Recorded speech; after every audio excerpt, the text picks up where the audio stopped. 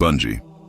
For many gamers, that name once represented creativity, innovation, and a passionate devotion to crafting unforgettable worlds. They were the studio that gave us Halo, a franchise so impactful it redefined console shooters. They were the underdogs who fought for independence, breaking free from publishers to create games on their own terms. But now, Bungie stands in a very different light, a studio struggling with layoffs, player backlash, declining game quality, and the suffocating grip of corporate greed. Today, we'll dive deep into the rise and fall of Bungie Studios, from their meteoric success to their painful present, and see how ambition, corporate partnerships, and greed shaped their journey.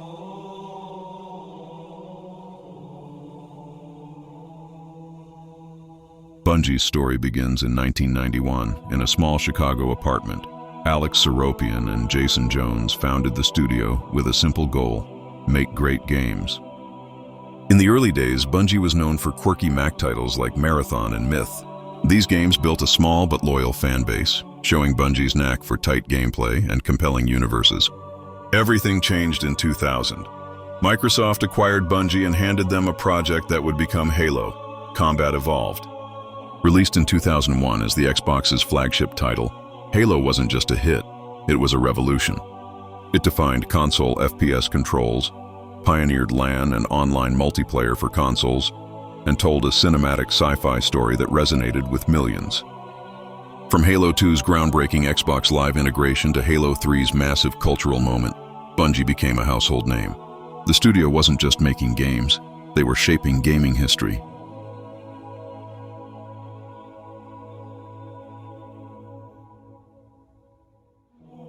But by the mid-2000s, Bungie felt trapped. While Microsoft's money and platform made them famous, the creative pressure and franchise ownership issues left the team frustrated. In 2007, they negotiated independence, leaving Microsoft to form Bungie LLC, an autonomous studio once again. They handed Halo to 343 Industries, knowing their crown jewel would no longer be theirs. It was a risky move, but Bungie wanted to control their destiny.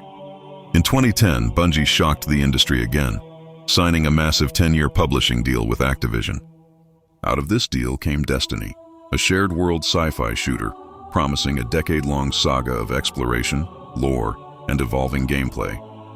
When Destiny launched in 2014, it was visually stunning, mechanically polished, but narratively hollow. The infamous Grimoire cards hid most of the lore outside the game, and many fans felt shortchanged. But thanks to excellent gunplay and addictive loot systems, Bungie kept players coming back. Over time, expansions like The Taken King won back the community.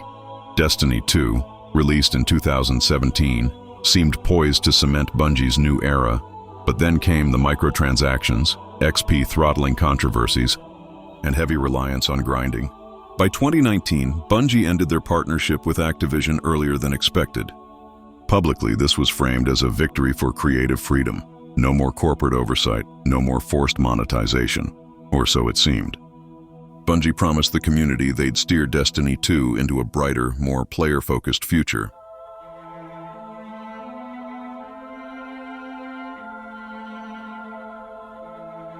Independence from Activision in 2019 was supposed to be the dawn of a new era for Bungie. Without corporate oversight, the studio promised they could focus on quality content, fair monetization, and long-term plans for Destiny 2. But what followed was not the renaissance fans had hoped for. It was the beginning of a slow but noticeable decline. While the first few months after the split felt promising, cracks began to show.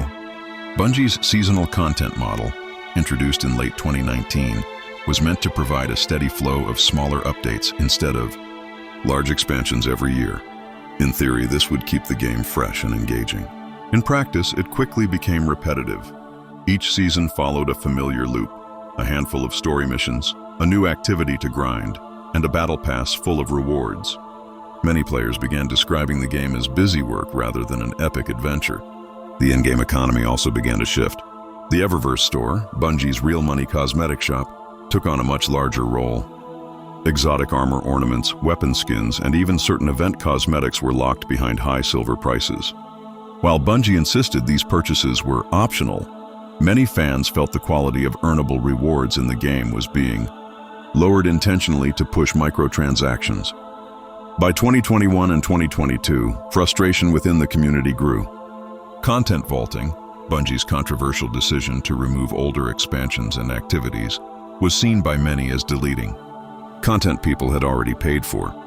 Bungie argued it was necessary for technical reasons and to keep the game manageable. But the optics were bad. Paid content was disappearing, while monetized content was expanding. Internally, things weren't looking much better. Reports began surfacing about poor communication between leadership and staff, crunch periods during major expansions, and a growing disconnect between the developers and the player base.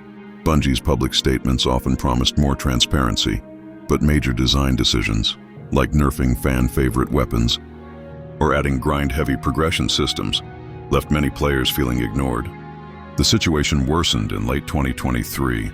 Bungie announced layoffs affecting around 8% of its workforce, including longtime community managers, narrative designers, and veteran developers.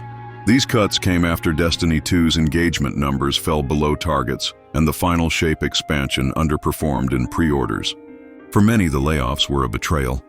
Bungie had been acquired by Sony for $6 billion just a year earlier, and fans assumed that kind of financial backing would protect jobs and ensure stability. Instead, the move reinforced a bitter truth. Bungie's independence had not shielded them from the corporate pressures they once fought to escape. In the eyes of many fans, Bungie's decline was no longer just about questionable game design. It was about a studio losing its identity.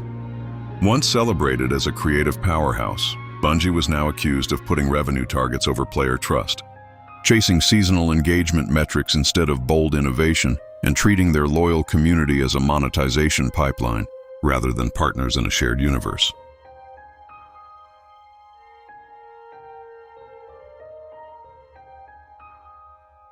When Bungie ended their deal with Activision in 2019, they presented themselves as a studio finally free from the shackles of corporate control. Activision had often been the convenient villain in the eyes of players, accused of pushing aggressive monetization, prioritizing profits over quality, and turning live service games into endless grind machines. Bungie's split was framed as a victory for creative freedom and a return to putting players first. But what came next told a different story. The truth is, corporate greed didn't vanish when Activision left the picture. It simply changed form. Bungie still needed to hit revenue targets to keep their ambitious live service model alive. And without a publishing partner to shoulder marketing and operational costs, the pressure to monetize fell squarely on them. In the following years, monetization strategies began to intensify. The Eververse store, once a side feature, became a central pillar of Bungie's business model.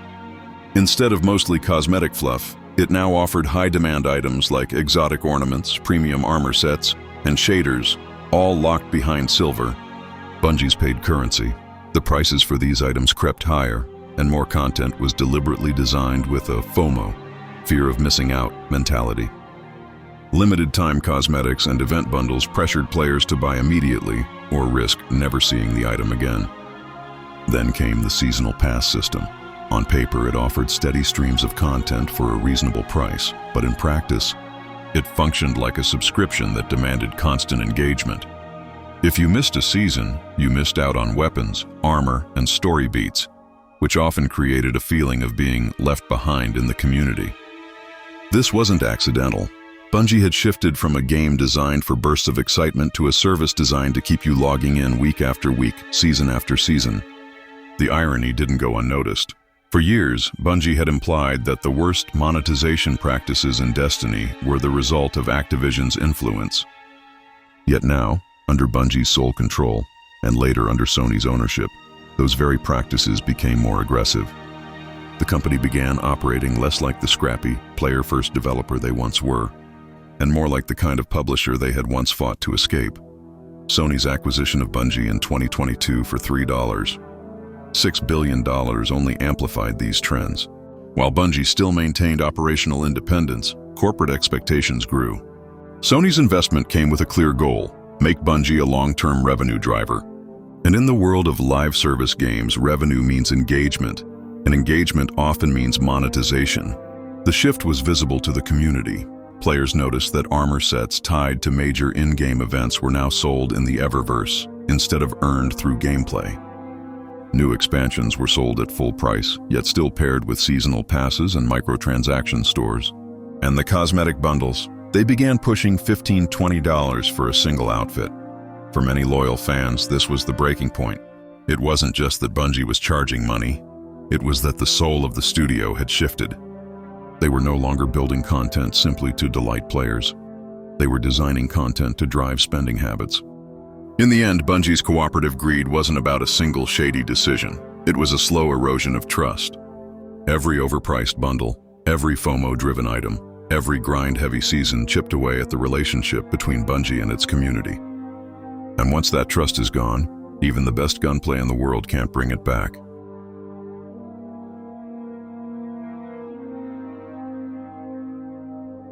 After years of highs and lows, Bungie today finds itself at a crossroads.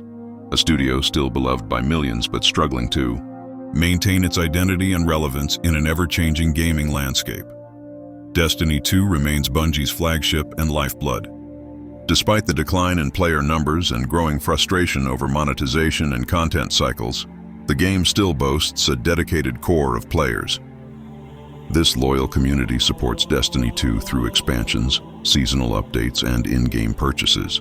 Yet, the once thriving player base has shrunk noticeably compared to its peak years, and new player acquisition has slowed significantly. The reasons are complex. On one hand, Destiny 2 still delivers some of the most satisfying gunplay and PvP experiences on consoles and PC. The game's world design, cooperative raids, and social features continue to attract dedicated fans who appreciate Bungie's craftsmanship. But on the other hand, content fatigue is real. Many longtime players complain about repetitive seasonal structures, the heavy grind required to stay competitive, and the aggressive monetization that clouds the experience. Meanwhile, Bungie's reputation has taken a hit. Formerly hailed as pioneers who put players first, they're now often criticized for prioritizing profits over passion. Social media and gaming forums buzz with debates about the studio's decisions, from layoffs to content vaulting to microtransactions. These controversies have strained the relationship between Bungie and its community, creating an atmosphere of skepticism and frustration. Beyond Destiny 2, Bungie's future hinges on their next major project, the reboot of Marathon. The series that helped establish the studio's early identity. Announced with enthusiasm, Marathon represents a chance for Bungie to reconnect with its roots, delivering deep storytelling, immersive worlds, and innovative gameplay outside of the live service model. However, expectations are mixed. Some fans are hopeful that Marathon will restore Bungie's reputation as visionary creators. Others remain cautious, wondering if the studio's recent struggles and corporate pressures will limit their ability to innovate. Financially, Bungie is now part of Sony Interactive Entertainment following a $3.6 billion acquisition in 2022. This deal gives Bungie significant resources and stability, but also ties them to corporate expectations for profitability and growth. How Bungie balances creative freedom with shareholder demands will be key to their success. In summary, Bungie today is a studio at a turning point. They retain a passionate core fan base and have promising projects on the horizon. But they must rebuild trust, refocus on quality content, and adapt to an evolving industry, or risk further decline. The rise and fall of Bungie is a story about ambition, creativity, and the danger of losing touch with your audience. They went from humble beginnings to industry icons to struggling under the weight of their own corporate ambitions. In the end, Bungie's journey is a cautionary tale for every studio. No matter how groundbreaking your past, sustained success depends on listening to your players, valuing your developers, and resisting the temptation to put profits before passion. Because in gaming and in life, you can't just build a legacy, you have to protect it. And that's the full story of Bungie, from their legendary rise with Halo, through their bold but challenging journey with Destiny, to the struggles and controversies they face today. It's a powerful reminder of how even the biggest studios can falter when creativity clashes with corporate greed. If you enjoyed this deep dive, please make sure to like this video, leave a comment with your thoughts, and subscribe to the channel for more gaming history and analysis. I'm striving to reach 1,000 subscribers, and your support truly means the world to me. It helps me keep creating the content you love. Thanks so much for watching, and I'll see you in the next video.